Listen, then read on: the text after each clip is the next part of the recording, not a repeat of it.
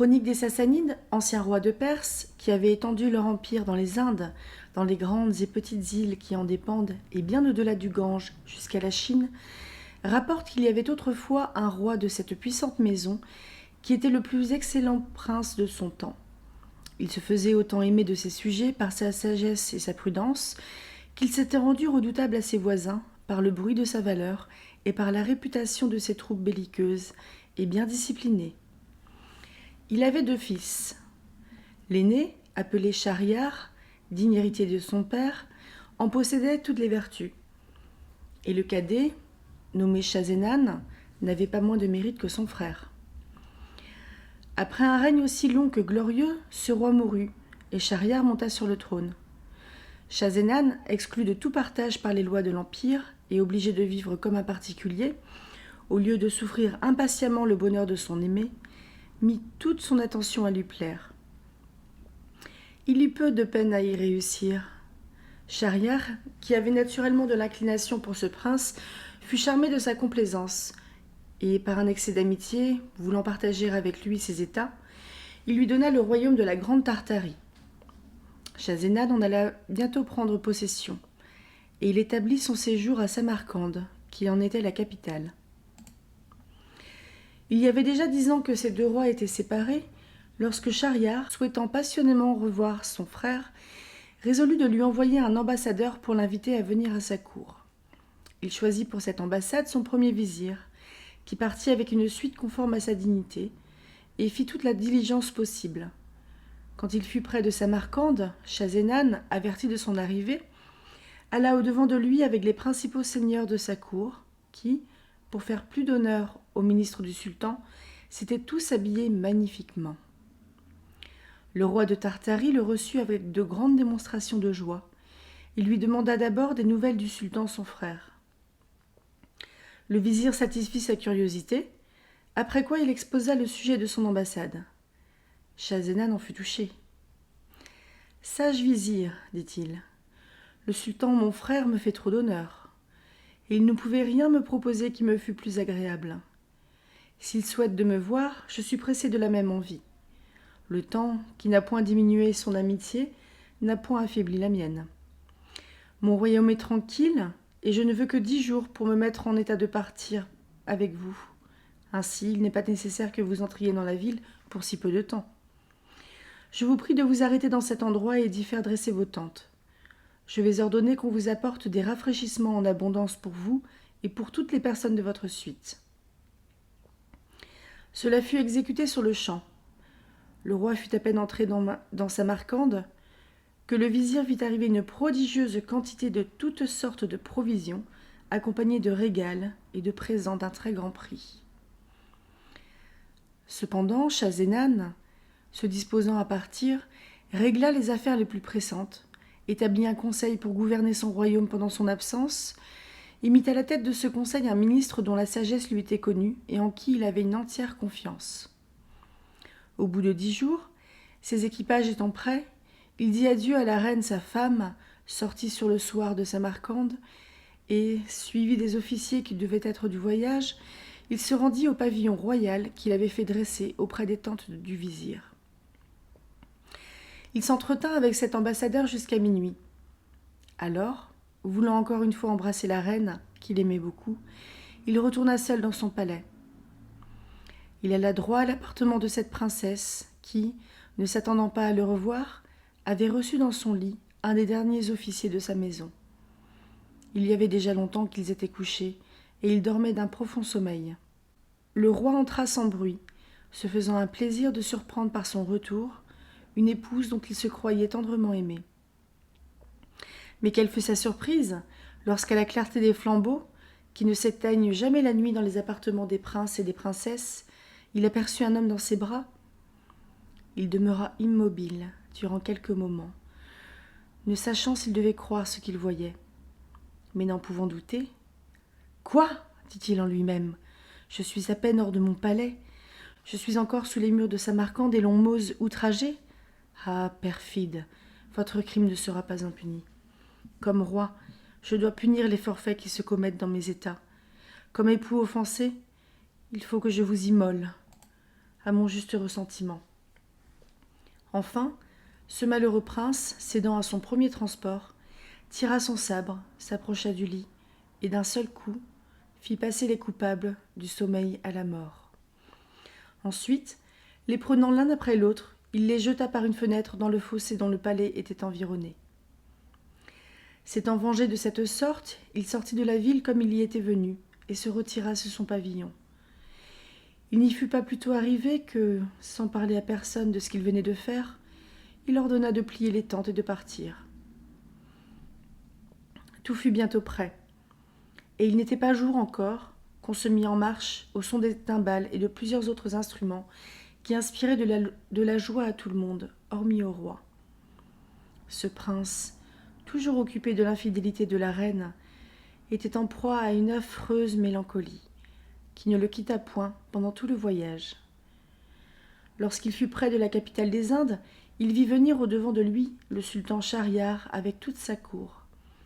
Quelle joie pour ces princes de se revoir! Ils mirent tous deux pied à terre pour s'embrasser, et après s'être donné 1000 marques de tendresse, ils remontèrent à cheval et entrèrent dans la ville aux acclamations d'une foule innombrable de peuple. Le sultan conduisit le roi son frère jusqu'au palais qu'il lui avait fait préparer. Ce palais communiquait au sien par un même jardin. Il était d'autant plus magnifique qu'il était consacré aux fêtes et aux divertissements de la cour, et on en avait encore augmenté la magnificence par de nouveaux ameublements. Schahriar quitta d'abord le roi de Tartarie pour lui donner le temps d'entrer au bain et de changer d'habit, mais dès qu'il sut qu'il en était sorti, il vint le retrouver. Ils s'assirent sur un sofa, et comme les courtisans se tenaient éloignés par respect, ces deux princes commencèrent à s'entretenir de tout ce que deux frères, encore plus unis par l'amitié que par le sang, ont à se dire après une longue absence. L'heure du souper étant venue, ils mangèrent ensemble, et après le repas, ils reprirent leur entretien, qui dura jusqu'à ce que Schahriar, s'apercevant que la nuit était fort avancée, se retira pour laisser reposer son frère. L'infortuné Schahzenan se coucha, mais si la présence du sultan son frère avait été capable de suspendre pour quelque temps ses chagrins, ils se réveillèrent alors avec violence. Au lieu de goûter le repos dont il avait besoin, il ne fit que rappeler dans sa mémoire les plus cruelles réflexions.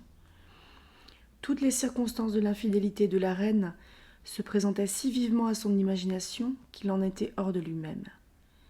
Enfin, ne pouvant dormir, il se leva, et en se livrant tout entier à des pensées si affligeantes, il parut sur son visage une impression de tristesse que le sultan ne manqua pas de remarquer. « Qu'a donc le roi de Tartarie ?» disait-il. « Qui peut causer ce chagrin que je lui vois ? Aurait-il sujet de se plaindre de la réception que je lui ai faite ? Non, je l'ai reçu comme un frère que j'aime, et je n'ai rien là-dessus à me reprocher. Peut-être se voit-il à regret éloigné de ses états, ou de la reine sa femme. Ah, si c'est cela qui l'afflige, il faut que je lui fasse incessamment les présents que je lui destine, afin qu'il puisse partir quand il lui plaira, pour s'en retourner à Samarcande. » Effectivement, dès le lendemain, il lui envoya une partie de ses présents, qui était composée de tout ce que les Indes produisent de plus rare, de plus riche et de plus singulier. Il ne laissait pas néanmoins d'essayer de le divertir tous les jours par de nouveaux plaisirs, mais les fêtes les plus agréables, au lieu de le réjouir, ne faisaient qu'irriter ses chagrins. Un jour, Schahriar ayant ordonné une grande chasse à 2 journées de sa capitale, dans un pays où il y avait particulièrement beaucoup de cerfs, Schahzenan le pria de le dispenser de l'accompagner, en lui disant que l'état de sa santé ne lui permettait pas d'être de la partie. Le sultan ne voulut pas le contraindre, le laissa en liberté, et partit avec toute sa cour pour aller prendre ce divertissement. Après son départ, le roi de la Grande Tartarie, se voyant seul, s'enferma dans son appartement. Il s'assit à une fenêtre qui avait vue sur le jardin. Ce beau lieu et le ramage d'une infinité d'oiseaux qui y faisaient leur retraite lui auraient donné du plaisir, s'il eût été capable d'en ressentir. Mais, toujours déchiré par le souvenir funeste de l'action infâme de la reine, il arrêtait moins souvent ses yeux sur le jardin, qu'il ne les levait au ciel pour se plaindre de son malheureux sort. Néanmoins, quelque occupé qu'il fût de ses ennuis, il ne laissa pas d'apercevoir un objet qui attira toute son attention. Une porte secrète du palais du sultan s'ouvrit tout à coup, et il en sortit 20 femmes, au milieu desquelles marchait la sultane, d'un air qui la faisait aisément distinguer. Cette princesse, croyant que le roi de la Grande Tartarie était aussi à la chasse, s'avança avec fermeté jusque sous les fenêtres de l'appartement de ce prince, qui, voulant par curiosité l'observer, se plaça de manière qu'il pouvait tout voir sans être vu. Il remarqua que les personnes qui accompagnaient la sultane, pour bannir toute contrainte, se découvrirent le visage qu'elles avaient eu couvert jusqu'alors, et quittèrent de longs habits qu'elles portaient par-dessus d'autres plus courts. Mais il fut dans un extrême étonnement de voir que dans cette compagnie, qui avait semblé toute composée de femmes, il y avait 10 noirs, qui prirent chacun leur maîtresse. La sultane, de son côté, ne demeura pas longtemps sans amant. Elle frappa des mains en criant « Massoud, Massoud !» Et aussitôt, un autre noir descendit du haut d'un arbre et courut à elle avec beaucoup d'empressement. La pudeur ne me permet pas de raconter tout ce qui se passa entre ces femmes et ces noirs. Et c'est un détail qu'il n'est pas besoin de faire. Il suffit de dire que Schahzenan en vit assez pour juger que son frère n'était pas moins à plaindre que lui. Les plaisirs de cette troupe amoureuse durèrent jusqu'à minuit. Ils se baignèrent tous ensemble dans une grande pièce d'eau qui faisait un des plus beaux ornements du jardin. Après quoi, ayant repris leurs habits, ils rentrèrent par la porte secrète dans le palais du sultan. Et Massoud, qui était venu de dehors par-dessus la muraille du jardin, s'en retourna par le même endroit. Comme toutes ces choses s'étaient passées sous les yeux du roi de la Grande Tartarie, elles lui donnèrent lieu de faire une infinité de réflexions. « Que j'avais peu raison, disait-il, de croire que mon malheur était si singulier. C'est sans doute l'inévitable destinée de tous les maris. Puisque le sultan mon frère, le souverain de tant d'États, le plus grand prince du monde n'a pu l'éviter. Cela étant, quelle faiblesse de me laisser consumer de chagrin. C'en est fait. Le souvenir d'un malheur si commun ne troublera plus désormais le repos de ma vie. » En effet, dès ce moment, il cessa de s'affliger, et comme il n'avait pas voulu souper, qu'il n'eût vu toute la scène qui venait de se jouer sous ses fenêtres, il fit servir alors, mangea de meilleur appétit qu'il n'avait fait depuis son départ de Samarcande, et entendit même avec quelque plaisir un concert agréable de voix et d'instruments dont on accompagna le repas. Les jours suivants, il fut de très bonne humeur, et lorsqu'il sut que le sultan était de retour, il alla au-devant de lui, et lui fit son compliment d'un air enjoué. Schahriar, d'abord, ne prit pas garde à ce changement. Il ne songea qu'à se plaindre obligeamment de ce que ce prince avait refusé de l'accompagner à la chasse, et sans lui donner le temps de répondre à ses reproches, il lui parla du grand nombre de cerfs et d'autres animaux qu'il avait pris, et enfin du plaisir qu'il avait eu. Schahzenan, après avoir écouté avec attention, prit la parole à son tour. Comme il n'avait plus de chagrin qui l'empêchât de faire paraître combien il avait d'esprit, il dit 1000 choses agréables et plaisantes. Le sultan, qui s'était attendu à le trouver dans le même état où il l'avait laissé, fut ravi de le voir si gai. « Mon frère, lui dit-il, je rends grâce au ciel de l'heureux changement qu'il a produit en vous pendant mon absence. J'en ai une véritable joie, mais j'ai une prière à vous faire, et je vous conjure de m'accorder ce que je vais vous demander. »« Que pourrais-je vous refuser ?» répondit le roi de Tartarie. « Vous pouvez tout sur Schahzenan. Parlez, je suis dans l'impatience de savoir ce que vous souhaitez de moi. »« Depuis que vous êtes dans ma cour, reprit Schahriar, je vous ai vu plonger dans une noire mélancolie, que j'ai vainement tenté de dissiper par toutes sortes de divertissements. Je me suis imaginé que votre chagrin venait de ce que vous étiez éloigné de vos états. J'ai cru même que l'amour y avait beaucoup de part, et que la reine de Samarcande, que vous avez dû choisir d'une beauté achevée, en était peut-être la cause. Je ne sais si je me suis trompée dans ma conjecture, mais je vous avoue que c'est particulièrement pour cette raison que je n'ai pas voulu vous apporter là-dessus,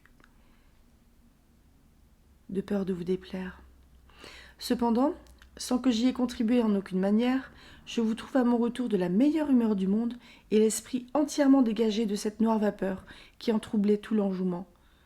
Dites-moi de grâce pourquoi vous étiez si triste et pourquoi vous ne l'êtes plus. » À ce discours, le roi de la Grande Tartarie demeura quelque temps rêveur, comme s'il eût cherché ce qu'il y avait à répondre. Enfin, il repartit dans ces termes. « Vous êtes mon sultan et mon maître, mais dispensez-moi, je vous supplie, de vous donner la satisfaction que vous me demandez. »« Non, mon frère, répliqua le sultan. Il faut que vous me l'accordiez. Je la souhaite. Ne me la refusez pas. » Schahzenan ne put résister aux instances de Schahriar. « Eh bien, mon frère, lui dit-il, je vais vous satisfaire, puisque vous me le commandez. » Alors, il lui raconta l'infidélité de la reine de Samarcande.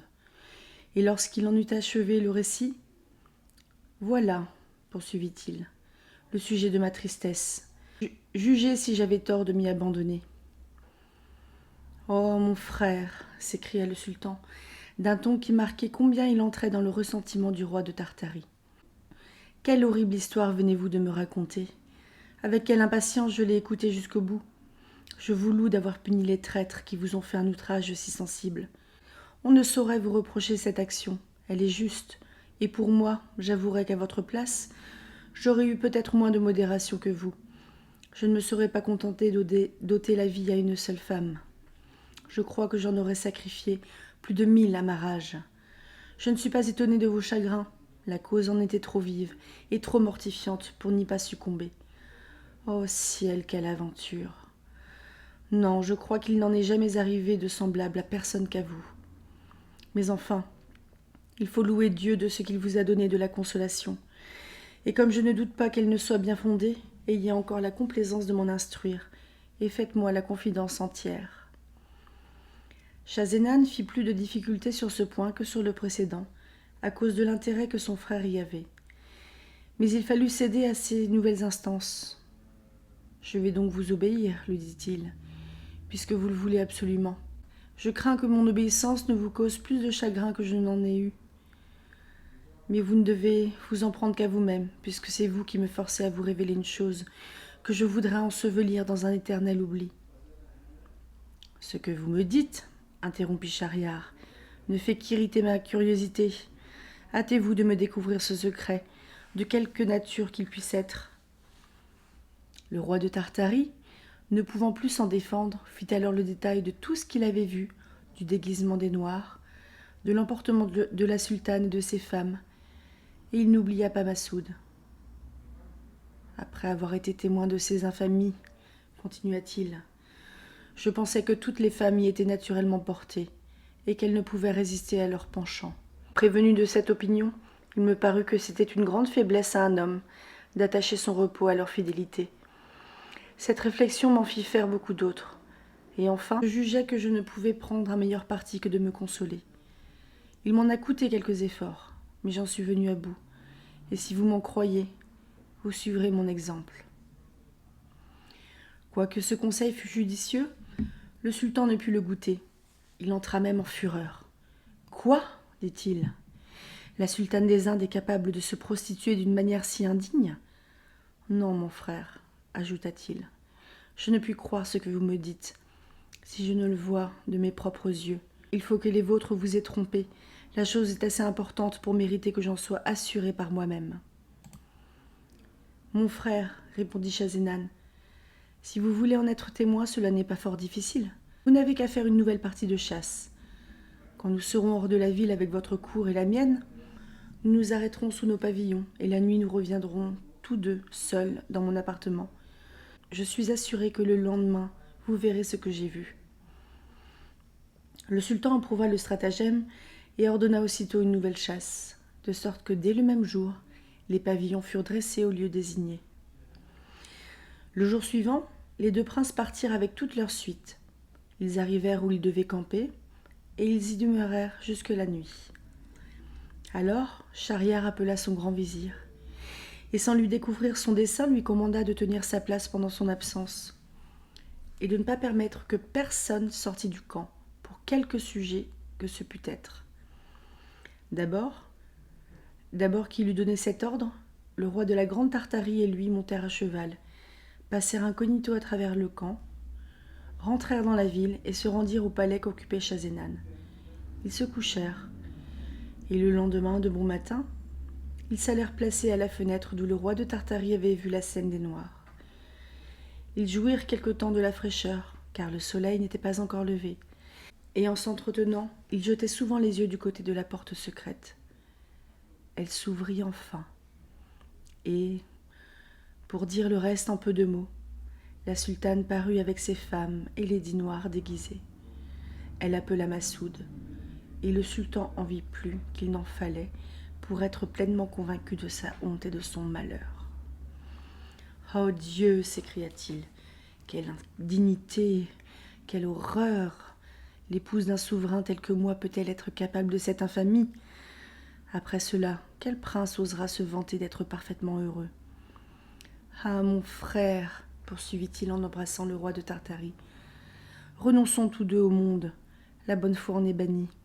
S'il flatte d'un côté, il trahit de l'autre. Abandonnons nos états et tous les éclats qui nous environnent. Allons dans ces royaumes étrangers, traîner une vie obscure et cacher notre infortune. Schahzenan n'éprouvait pas cette résolution, mais il n'osa la combattre dans l'emportement où il voyait Schahriar. « Mon frère, lui dit-il, je n'ai pas d'autre volonté que la vôtre. Je suis prêt à vous suivre partout où il vous plaira. Mais promettez-moi que nous reviendrons, si nous pouvons rencontrer quelqu'un qui soit plus malheureux que nous. »« Je vous le promets, répondit le sultan. Mais je doute fort que nous trouvions personne qui le puisse être. »« Je ne suis pas de votre sentiment là-dessus, répliqua le roi de Tartarie. Peut-être même ne voyagerons-nous pas longtemps. » En disant cela, ils sortirent secrètement du palais et prirent un autre chemin que celui par où ils étaient venus.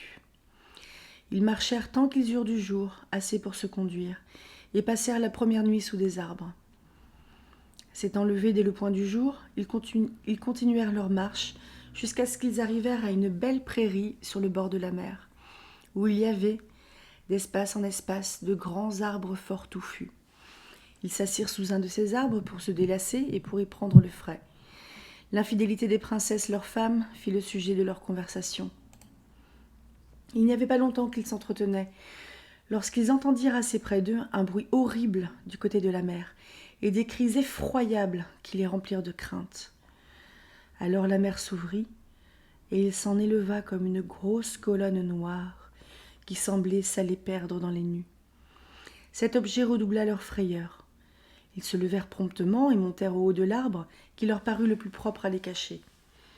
Ils y furent à peine montés que, regardant vers l'endroit d'où le bruit partait et où la mer s'était entr'ouverte, ils remarquèrent que la colonne noire s'avançait vers le rivage, en fendant l'eau. Ils ne purent dans le moment démêler ce que ce pouvait être, mais ils en furent bientôt éclaircis. C'était un de ces génies qui sont malins, malfaisants et ennemis mortels des hommes. Il était noir et hideux, avait la forme d'un géant d'une hauteur prodigieuse et portait sur sa tête une grande caisse de verre fermée à 4 serrures d'acier fin. Il entra dans la prairie avec cette charge qu'il vint poser justement au pied de l'arbre où étaient les deux princes, qui, connaissant l'extrême péril où ils se trouvaient, se crurent perdus. Cependant, le génie s'assit auprès de la caisse, et l'ayant ouverte avec 4 clés qui étaient attachées à sa ceinture, il en sortit aussitôt une dame très richement habillée, d'une taille majestueuse et d'une beauté parfaite.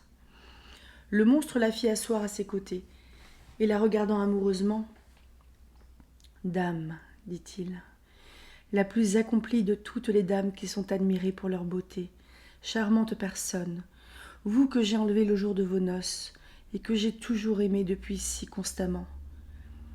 Vous voudrez bien que je dorme quelques moments près de vous?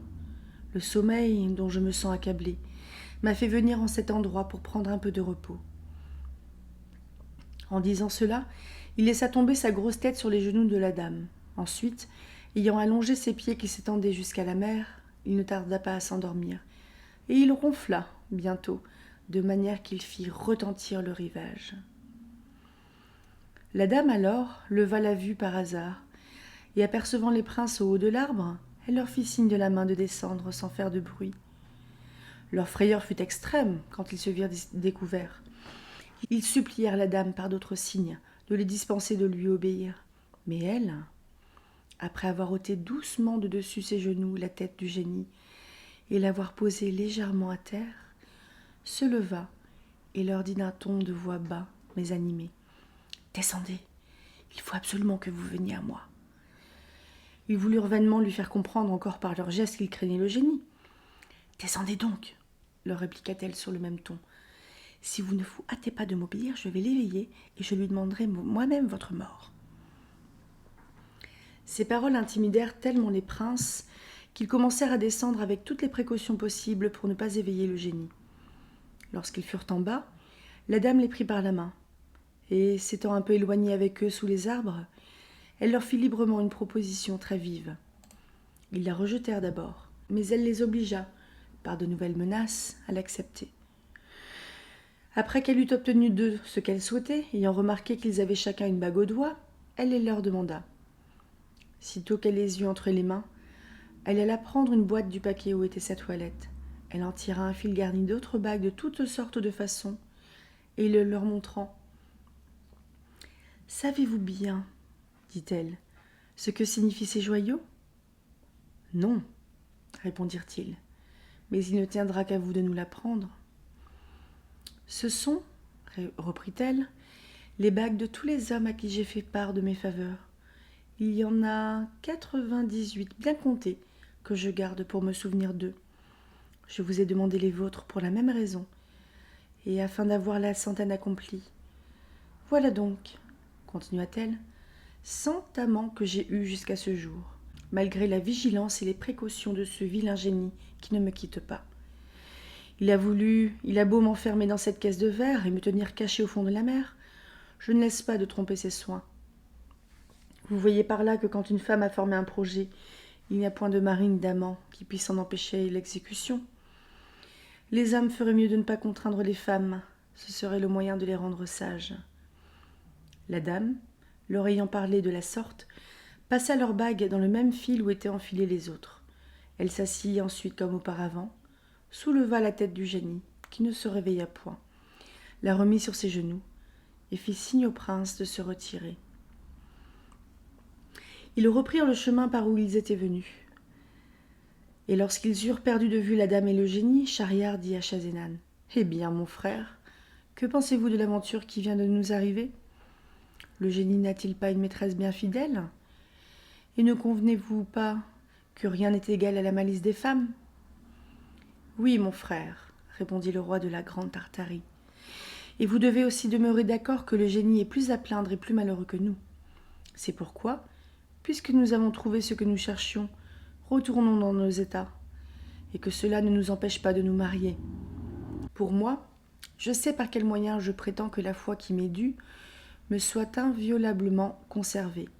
Je ne veux pas m'expliquer présentement là-dessus. Mais vous en apprendrez un jour de ces nouvelles, et je suis sûre que vous suivrez mon exemple. Le sultan fut de l'avis de son frère, et continuant tous deux à marcher, ils arrivèrent au camp sur la fin de la nuit du 3e jour qu'ils étaient partis. La nouvelle du retour du sultan s'y étant répandue, les courtisans se rendirent de grand matin devant son pavillon. Il les fit entrer, les reçut d'un air plus riant qu'à l'ordinaire, et leur fit à tous des gratifications.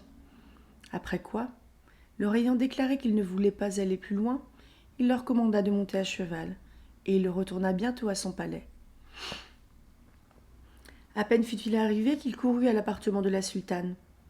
Il la fit lier devant lui, et la livra à son grand vizir, avec ordre de la faire étrangler. Ce que ce ministre exécuta, sans s'informer quel crime elle avait commis. Le prince irrité n'en demeura pas là. Il coupa la tête de sa propre main à toutes les femmes de la sultane. Après ce rigoureux châtiment, persuadé qu'il n'y avait pas une femme sage, pour prévenir les infidélités de celles qu'il prendrait à l'avenir, il résolut d'en épouser une chaque nuit et de la faire étrangler le lendemain. S'étant imposé cette loi cruelle, il jura qu'il l'observerait immédiatement, après le départ du roi de Tartarie, qui prit bientôt congé de lui et se mit en chemin, chargé de présents magnifiques. Schahzenan étant parti, Schahriar ne manqua pas d'ordonner à son grand vizir de lui amener la fille d'un de ses généraux d'armée. Le vizir obéit. Le sultan coucha avec elle, et le lendemain, en la lui remettant entre les mains pour la faire mourir, il lui commanda de lui en chercher une autre pour la nuit suivante. Quelque répugnance qu'eut le vizir à exécuter de semblables ordres, comme il devait au sultan son maître une obéissance aveugle, il était obligé de s'y soumettre. Il lui mena donc la fille d'un officier subalterne, qu'on fit aussitôt mourir le lendemain. Après celle-là, ce fut la fille d'un bourgeois de la capitale. Et enfin, chaque jour, c'était une fille mariée et une femme morte. Le bruit de cette inhumanité, sans exemple, causa une consternation générale dans la ville. On n'y entendait que des cris et des lamentations. Ici, c'était un père en pleurs qui se désespérait de la perte de sa fille. Et là, c'était de tendres mères qui, craignant pour les leurs la même destinée, faisaient par avance retentir l'air de leurs gémissements. Ainsi, au lieu des louanges et des bénédictions que le sultan s'était attirées jusqu'alors, tous ses sujets ne faisaient plus que des imprécations contre lui. Le grand vizir, qui, comme on l'a déjà dit, était malgré lui le ministre d'une si horrible justice, avait 2 filles, dont l'aînée s'appelait Scheherazade et la cadette Dinarzade. Cette dernière ne manquait pas de mérite, mais l'autre avait un courage au-dessus de son sexe, de l'esprit infiniment, avec une pénétration admirable. Elle avait beaucoup de lecture et une mémoire si prodigieuse que rien ne lui était échappé de tout ce qu'elle avait lu. Elle s'était heureusement appliquée à la philosophie, à la médecine, à l'histoire et aux arts, et elle faisait des vers mieux que les poètes les plus célèbres de son temps. Outre cela, elle était pourvue d'une beauté extraordinaire, et une vertu très solide couronnait toutes ses belles qualités. Le vizir aimait passionnément une fille si digne de sa tendresse.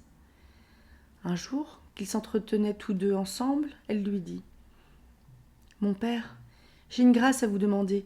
Je vous supplie très humblement de me l'accorder. »« Je ne vous la refuse pas, répondit-il, pourvu qu'elle soit juste et raisonnable. »« Pour juste, répliqua Scheherazade, elle ne peut l'être davantage, et vous en pouvez juger par le motif qui m'oblige à vous la demander.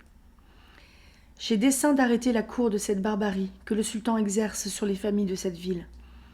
Je veux dissiper la juste crainte que tant de mères ont de perdre leurs filles d'une manière si funeste.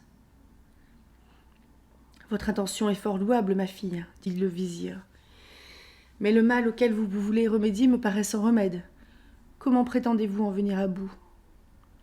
Mon père, repartit Scheherazade, puisque par votre entremise le sultan célèbre chaque jour un nouveau mariage, je vous conjure, par la tendre affection que vous avez pour moi, de me procurer l'honneur de sa couche. Le vizir ne put entendre ce discours sans horreur. « Oh Dieu !» interrompit-il avec transport. « Avez-vous perdu l'esprit, ma fille ? Pouvez-vous me faire une prière si dangereuse ? Vous savez que le sultan a fait serment sur son âme de ne coucher qu'une seule nuit avec la même femme et de lui faire ôter la vie le lendemain. Et vous voulez que je lui propose de vous épouser ? Songez-vous bien à quoi vous expose votre zèle indiscret ? » « Oui, mon père, répondit cette vertueuse fille, je connais tout le danger que je cours, et il ne saurait m'épouvanter. Si je péris, ma mort sera glorieuse, et si je réussis dans mon entreprise, je rendrai à ma patrie un service important. »« Non, dit le vizir, quoi que vous puissiez me représenter, pour m'intéresser à vous permettre de vous jeter dans cet affreux péril, ne vous imaginez pas que j'y consente. Quand le sultan m'ordonnera de vous enfoncer le poignard dans le sein, hélas, il faudra bien que je lui obéisse. Quel triste emploi pour un père. Ah, si vous ne craignez point la mort, craignez du moins de me causer la douleur mortelle de voir ma main teinte de votre sang. Encore une fois, mon père, dit Scheherazade, accordez-moi la grâce que je vous demande. Votre opiniâtreté, repartit le vizir, excite ma colère. Pourquoi vouloir vous-même courir à votre perte ? Qui ne prévoit pas la fin d'une entreprise dangereuse n'en saurait sortir heureusement. Je crains qu'il ne vous arrive ce qui arriva à l'âne, qui était bien, et qui ne put s'y tenir. Quel malheur arriva-t-il à cet âne ? Reprit Scheherazade. Je vais vous le dire, répondit le vizir. Écoutez-moi. Fable, l'âne, le bœuf et le laboureur. Un marchand très riche avait plusieurs maisons à la campagne, où il faisait nourrir une grande quantité de toutes sortes de bétail. Il se retira avec sa femme et ses enfants à une de ses terres pour la faire valoir par lui-même. Il avait le don d'entendre le langage des bêtes, mais avec cette condition qu'il ne pouvait l'interpréter à personne sans s'exposer à perdre la vie. Ce qui ne l'empêchait pas de communiquer les choses qu'il avait apprises par le moyen de ce don. Il y avait à même une auge, un bœuf et un âne. Un jour qu'il était assis près d'eux et qu'il se divertissait à voir jouer devant lui ses enfants, il entendit que le bœuf disait à l'âne : « L'éveillé, que je te trouve heureux quand je considère le repos dont tu jouis et le peu de travail qu'on exige de toi. Un homme te panse avec soin, te lave, te donne de l'orge bien criblée et de l'eau fraîche et nette. Ta plus grande peine est de porter le marchand, notre maître, lorsqu'il a quelques petits voyages à faire. Sans cela, toute ta vie se passerait dans l'oisiveté. La manière dont on me traite est bien différente, et ma condition est aussi malheureuse que la tienne est agréable. Il est à peine minuit qu'on m'attache à une charrue, que l'on me fait traîner tout le long du jour en fendant la terre. Ce qui me fatigue à un point que les forces me manquent quelquefois. D'ailleurs, le laboureur, qui est toujours derrière moi, ne cesse de me frapper. À force de tirer la charrue, j'ai le cou tout écorché. Enfin, après avoir travaillé depuis le matin jusqu'au soir, quand je suis de retour, on me donne à manger de méchantes fèves sèches, dont on ne s'est même pas mis en peine d'ôter la terre ou d'autres choses qui ne valent pas mieux. Pour comble de misère, lorsque je me suis repue d'un mets si peu appétissant, je suis obligée de passer la nuit couchée dans mon ordure. Tu vois donc que j'ai raison d'envier ton sort. L'âne n'interrompit pas le bœuf. Il lui laissa dire tout ce qu'il voulut. Mais quand il eut achevé de parler, « Vous ne démentez pas, lui dit-il, le nom d'idiot qu'on vous a donné. Vous êtes trop simple, vous vous laissez mener comme l'on veut, et vous ne pouvez prendre une bonne résolution. Cependant, quel avantage vous revient-il de toutes les indignités que vous souffrez ? Vous vous tuez vous-même pour le repos, le plaisir et le profit de ceux qui ne vous en savent point de gré. On ne vous traiterait pas de la sorte si vous aviez autant de courage que de force. Lorsqu'on vient vous attacher à l'auge, que ne faites-vous résistance ? Que ne donnez-vous de bons coups de corne ? Que ne marquez-vous votre colère en frappant du pied contre terre ? Pourquoi enfin n'inspirez-vous pas la terreur par des beuglements effroyables ? La nature vous a donné les moyens de vous faire respecter et vous ne vous en servez pas. On vous apporte de mauvaises fèves et de mauvaise paille, n'en mangez point. Flairez-les seulement et les laissez. Si vous suivez les conseils que je vous donne, vous verrez bientôt un changement dont vous me remercierez. Le bœuf prit en fort bonne part les avis de l'âne. Il lui témoigna combien il lui était obligé.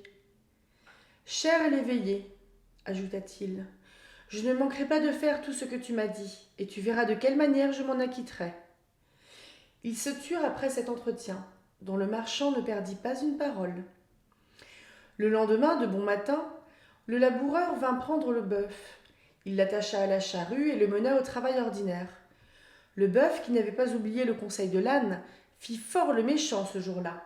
Et le soir, lorsque le laboureur, l'ayant ramené à l'auge, voulut l'attacher comme de coutume, le malicieux animal, au lieu de présenter ses cornes de lui-même, se mit à faire le rétif et à reculer en beuglant. Il baissa même ses cornes, comme pour en frapper le laboureur. Il fit enfin tout le manège que l'âne lui avait enseigné. Le jour suivant, le laboureur vint le reprendre pour le remmener au labourage.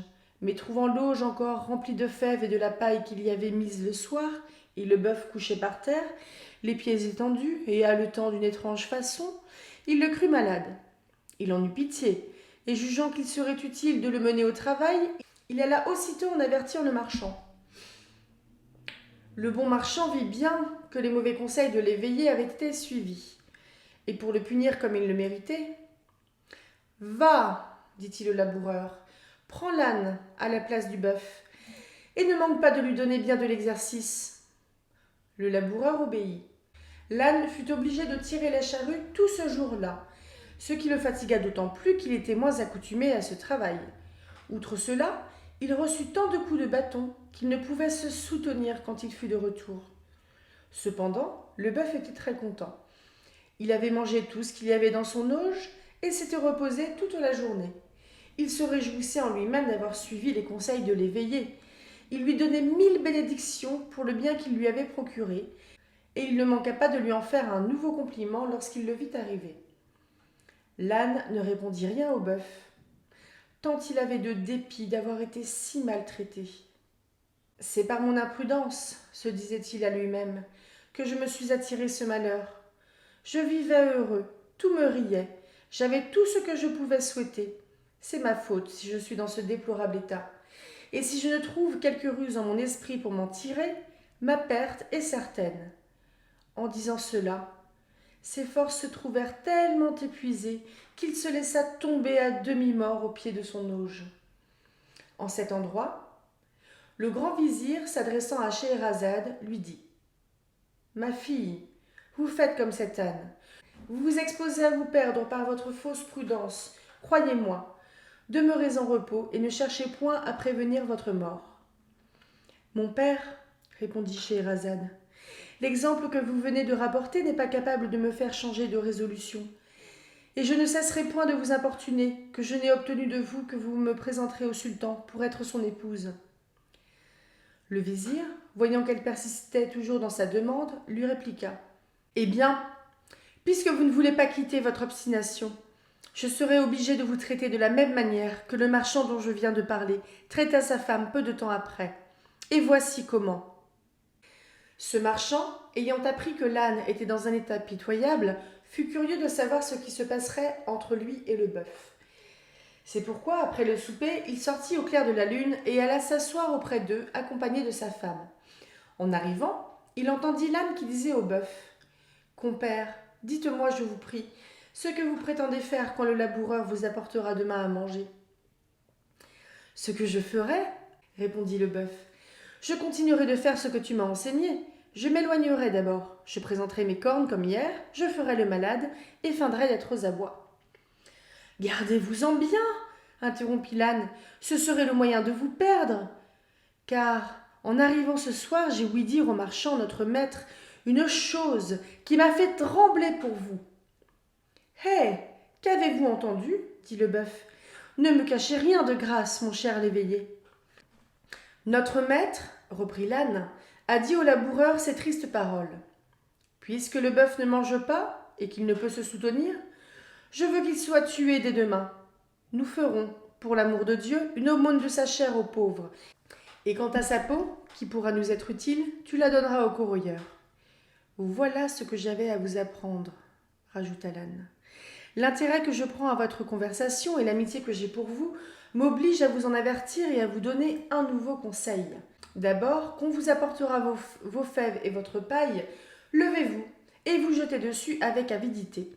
Le maître jugera par là que vous êtes guéri et révoquera sans doute votre arrêt de mort, au lieu que, si vous en usez autrement, c'est fait de vous. Ce discours produisit l'effet qu'en avait attendu l'âne. Le bœuf en fut étrangement troublé et en beugla d'effroi.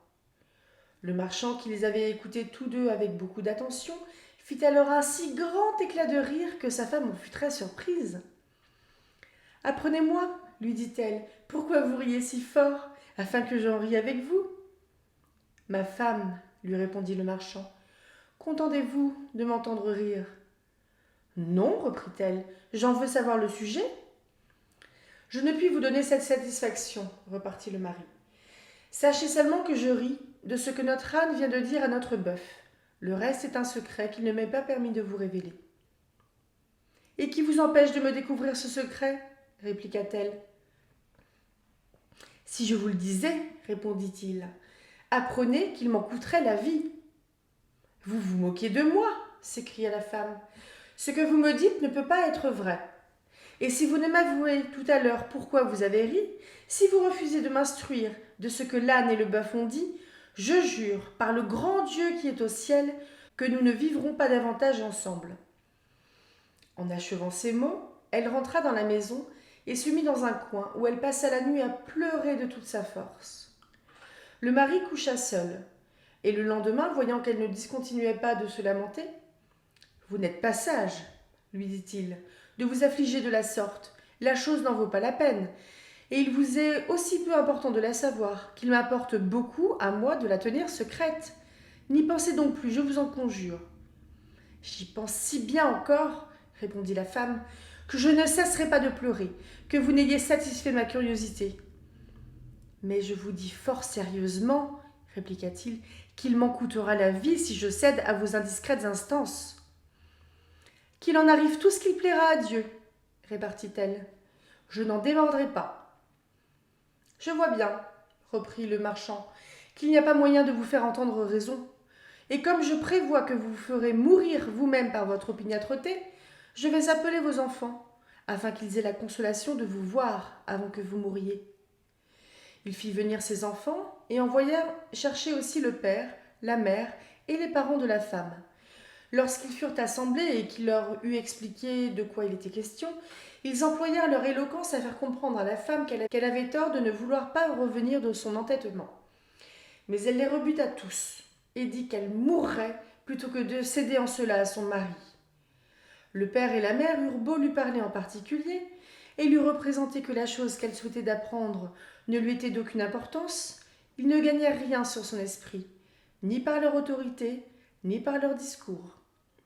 Quand ses enfants virent qu'elle s'obstinait à rejeter toutes les bonnes raisons dont on combattait son opiniâtreté, ils se mirent à pleurer amèrement.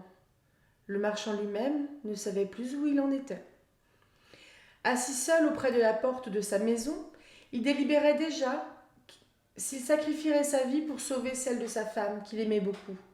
« Or, ma fille, continua le vizir, en parlant toujours à Scheherazade, ce marchand avait 50 poules et un coq, avec un chien qui faisait bonne garde. Pendant qu'il était assis, comme je l'ai dit, et qu'il rêvait profondément au parti qu'il devait prendre, il vit le chien courir vers le coq qu'il s'était jeté sur une poule, et il entendit qu'il lui parlait en ces termes. « Ô coq, Dieu ne permettra pas que tu vives encore longtemps. N'as-tu pas honte de faire aujourd'hui ce que tu fais ?» Le coq monta sur ses argots, et se tournant du côté du chien, « Pourquoi ?» répondit-il fièrement. « Cela me serait-il défendu aujourd'hui plutôt que les autres jours ?» Puisque tu l'ignores, répliqua le chien, apprends que notre maître est aujourd'hui dans un grand deuil. Sa femme veut qu'il lui révèle un secret qui est de telle nature qu'il perdra la vie s'il le lui découvre. Les choses sont dans cet état, et il est à craindre qu'il n'ait pas assez de fermeté pour résister à l'obstination de sa femme, car il l'aime, et il est touché des larmes qu'elle répand sans cesse. Il va peut-être périr, et nous en sommes tous alarmés dans ce logis. Toi seul, insultant à notre tristesse, tu as l'impudence de te divertir avec tes poules. » Le coq repartit de cette sorte à la réprimande du chien. « Que notre maître est insensé. Il n'a qu'une femme, et il n'en peut venir à bout pendant que j'en ai 50 qui ne font que ce que je veux. Qu'il rappelle sa raison, il trouvera bientôt moyen de sortir de l'embarras où il est. »« Hé, que veux-tu qu'il fasse ?» dit le chien. « Qu'il entre dans la chambre où est sa femme, » répondit le coq, « et qu'après s'être enfermé avec elle, il prenne un bon bâton et lui en donne 1000 coups. Je mets en fait qu'elle sera sage après cela, et qu'elle ne le pressera plus de lui dire ce qu'il ne doit pas lui révéler. » Le marchand n'eut pas sitôt entendu ce que le coq venait de dire, qu'il se leva de sa place, prit un gros bâton, alla trouver sa femme qui pleurait encore, s'enferma avec elle et la battit si bien qu'elle ne put s'empêcher de crier.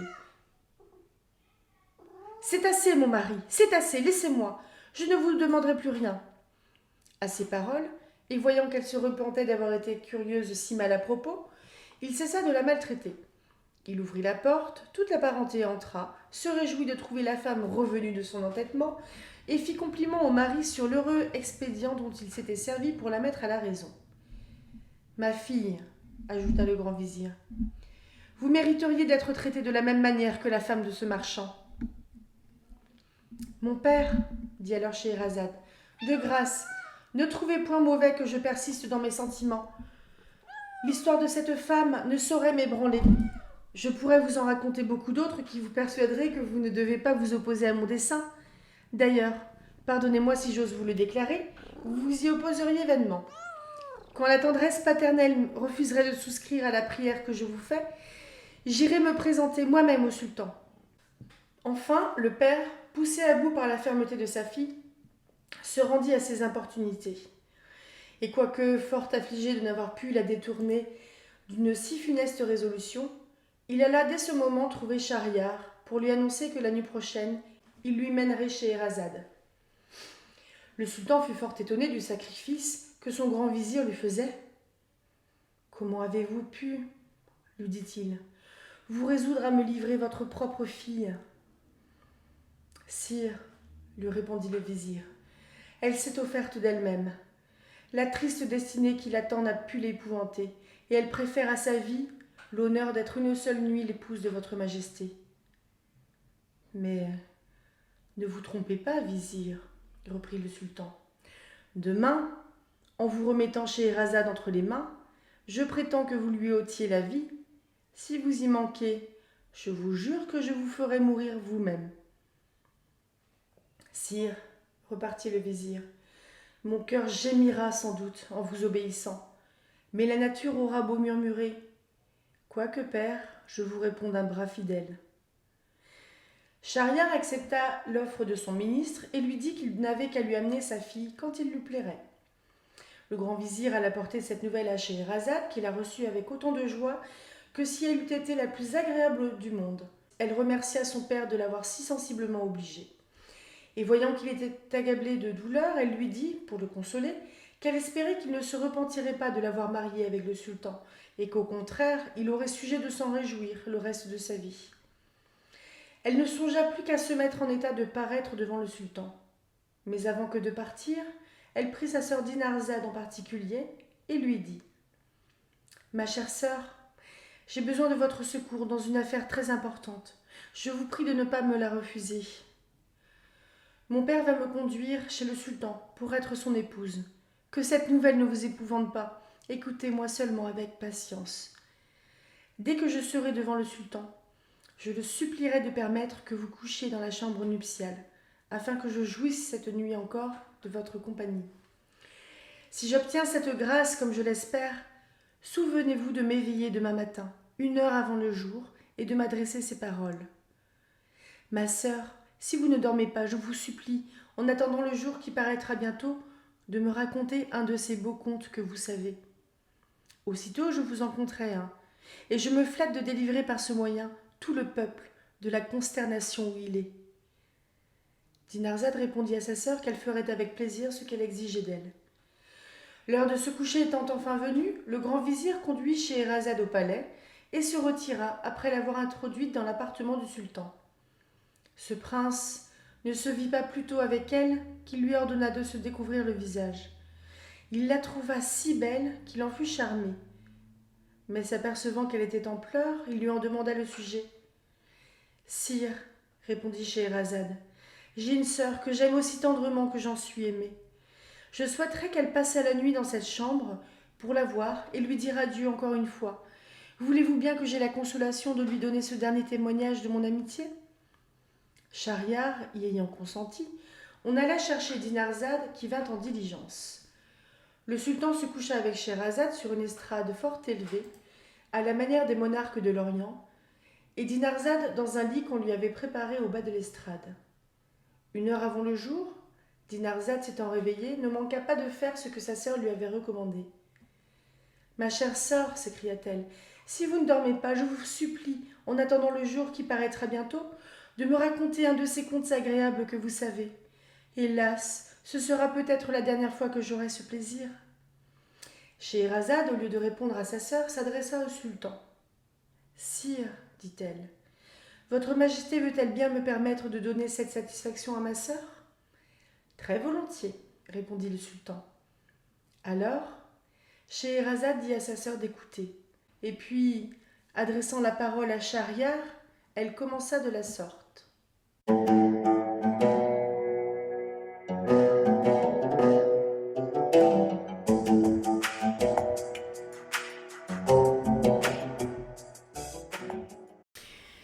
Bonjour et bienvenue sur la chaîne La Ressourcerie de l'écrivain. J'ai vu il n'y a pas très longtemps un documentaire de France Culture, il me semble, sur les Mille et une nuits et sur son traducteur français Antoine Galland. Je ne vais pas trop m'étendre sur ce que j'ai lu ce que j'ai entendu parce que je le ferai à la fin. Mais la bonne nouvelle, c'est que du coup j'ai eu envie de lire les Mille et une nuits. C'est de la grosse pavasse. Là je suis sur le premier tome, j'ai lu juste l'introduction qui s'appelle Les Chroniques des Sassanides. Parce que ce que j'avais en tête moi par rapport au conte des Mille et une nuits, C'était qu'il y avait un sultan en fait qui du coup se mariait tous les jours pour assassiner son épouse le lendemain. Sauf que Scheherazade, du coup, c'était la suivante. Et, euh, et du coup, ce que j'avais en fait, j'avais pas beaucoup plus que ça l'idée à part qu'il y avait cette menace qui reposait sur toutes ces femmes, qu'il y avait tous ces féminicides. Je ne savais pas pourquoi aussi le sultan s'était résolu en fait à faire ça. Je me disais, pourquoi cette folie? Et du coup, en lisant juste les Chroniques des Sassanides, qui est le premier, qui est en fait l'introduction des contes des Mille et une nuits, où il y a d'ailleurs un conte dans le conte, on a l'explication. Bon, clairement, il y a le sultan et son frère, qui est le roi de Tartarie. Le sultan, non, le frère du sultan, qui est le roi de Tartarie, Shahzenan, en allant rendre visite à son frère et en revenant chez lui, il s'est rendu compte que sa femme le trompait avec un homme. Donc il les a tués tous les deux, a jeté leur corps par la fenêtre et est retourné chez son frère le sultan. Il était d'humeur mélancolique parce que sa femme l'avait trompé, parce qu'il l'avait tué et qu'il avait tué son amant, et qu'il pensait en gros que toutes les femmes étaient des grosses morues et que c'était un petit peu ça son but en fait. Enfin, c'est pas ça son but, c'était ça l'explication de sa mélancolie. Il met un petit moment, il ne crache pas le morceau de suite à son frère. Il va le faire quand il surprend en fait la femme de son frère, la sultane, et sa cour s'adonner en gros à une partouze, on peut pas le dire autrement, avec des serviteurs noirs. Et j'ai une petite théorie dessus parce que j'ai fait des petites recherches tout à l'heure. On va voir si ça se confirme ou pas. Donc ce sont des serviteurs noirs qui en gros se déguisaient en femmes et qui couchaient avec la sultane et sa suite. Mais Shahzenan en fait va finir par dire la vérité à son frère et son frère fait exécuter la sultane, donc sa femme, la suite, donc les autres femmes et les serviteurs noirs. Et ma petite théorie, à voir si ça se confirme ou pas, c'est que tout à l'heure j'ai fait des recherches sur les djinns pour carrément autre chose. Les djinns, les jnouns, les ifrites, les marides, etc. Parce que je suis très intéressée par le fandom d'American Gods où il y a un personnage de djinn qui est chauffeur de taxi, qui est un être de feu. Et en fait, il nomme juste les marides et les... j'ai dit quoi? Alors les ifrites, c'est les êtres de feu, il y a les marides et il y en a des troisièmes. Les marides, ce sont des djinns de l'eau et il y a des djinns de l'air aussi, mais j'ai plus le nom. Et bref, les djinns sont souvent représentés comme ayant la peau noire entièrement. Donc là, je suis pas en train de dire que... je suis en train de me demander en fait si ces femmes-là ne se sont pas fait séduire par des créatures surnaturelles. C'est une théorie, je sais pas, donc à voir. Après, disons, c'est violent. On commence joyeusement par des... en gros, l'image de la femme là-dedans, bonjour. Hein. En gros, il y a la Scheherazade qui est prête à se sacrifier pour éviter que le sultan continue à se marier et faire exécuter par le vizir, d'ailleurs, le père de Scheherazade, toutes ces femmes. Et de l'autre côté, en gros, c'est des femmes qui ne sont pas fidèles, des femmes qui trahissent, etc. Je trouve ça un petit peu lourd. Après, quand on lit comme ça des textes qui sont très anciens, faut pas du tout le regarder avec les lunettes de 2023. Hein. Je dis pas qu'ils ont tort, je dis pas que leur violence était excusable, mais le fossé culturel et temporel, surtout le fossé temporel, il est énorme. Et c'est une traduction qui a déjà été traduite. C'était des textes, ça je vous en dirai plus parce que je ferai des recherches, je vous en dirai plus, on fera un checkpoint à la fin du premier tome. où je ferai des recherches du coup sur les mille et une nuits, sur Antoine Galland et son travail, etc. Mais en gros, de ce que j'ai retenu, c'est qu'il y a 3 sources au niveau des mille et une nuits. Il y a des contes égyptiens. Je me demande même si c'est pas l'Égypte antique, au temps des pharaons, etc. Il y a des textes de la péninsule arabique qui doivent dater du fin de l'Antiquité, je pense. Et il y a des textes un petit peu plus récents qui ont été apportés par un jeune chrétien qui venait de Palestine, un truc comme ça, mais ça date de l'époque d'Antoine Galland. Antoine Galland, c'est les années 1600 et des bananes. Et le jeune chrétien, c'était un serviteur en fait qui lui apportait il me semble que c'était Jérusalem, je dis peut-être des bêtises, hein. Je corrigerai si j'ai dit des bêtises. Et donc c'est des contes qui se racontaient d'où il venait en fait, de la province d'où il venait.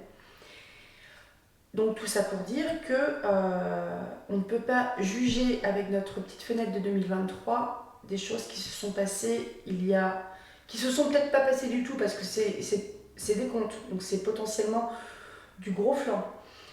C'est pas de l'histoire, c'est comme pour les mythes.